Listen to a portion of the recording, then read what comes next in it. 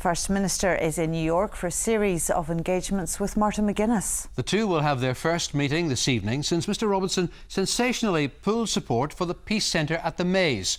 Peter Robinson has given his first television interview since the controversy broke to our political correspondent Tracy McGee, who is also in New York. And Tracy began by asking the First Minister that given his dramatic U-turn, was he wrong to back the Peace Centre in the first place? It was the Ulster Unionist Party who made that determination during their period in office. It was something that I inherited. My party had made it very clear that we didn't feel that having the retained buildings at the Maze listed was a good idea. We opposed it. In fact, we were the only ones to do so. So, you know, this isn't a U-turn. This is something we inherited. I was prepared to run with the proposal, providing I continued to have a veto on the nature of the proposal. I outlined in my letter the kind of proposal that would be acceptable, one that was neutral and non-partisan in terms of it wouldn't be telling the story of Northern Ireland or telling the story of the Maze. However, the general public don't believe that Sinn Féin would act responsibly, and I think Castlederg killed it off. If in Castlederg there's a glorification of terrorism, then many people will say, well, that's what they would do on the Maze site. So it's up to Sinn Féin to convince people. So it's not a U-turn. What it is setting a condition. And the condition is that there has to be public support for it. And I can't gain that support because it's Sinn Féin that they don't trust on the issue of what they would do with the centre. It was such a bombshell decision. Was a letter from America the right way to do it? Should you not have been in Northern Ireland for it? Well, I was in Northern Ireland when we started writing the letter. It went through probably about a dozen iterations, but it was Castlederg that changed it, and that's why the timing. It led to media speculation that your days as DUP leader are numbered, are they?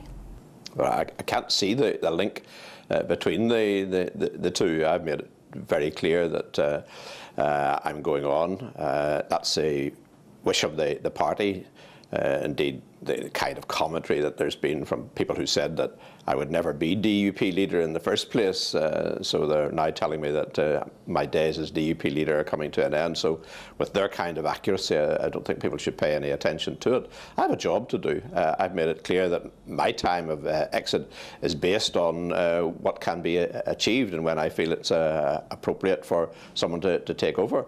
That's the view of the party. Senior members of the party have contacted to make sure that I don't fall foul of the kind of media hype. I'm not, the media has never led me, and I will continue to do the job that I've been elected and appointed by the party to do. So you're staying and there's no issue of party unity or backing from within the party? I think we've probably got the most stable family party that exists anywhere in Europe. It's a party that stands by its manifesto. It's a party that stands by its principles. It's a party that stands by its leadership. So, you know, there is no issue within the party, and the people who talk about the Democratic Unionist Party just don't understand the Democratic Unionist Party. You know, the party is completely united. There's no issue at all.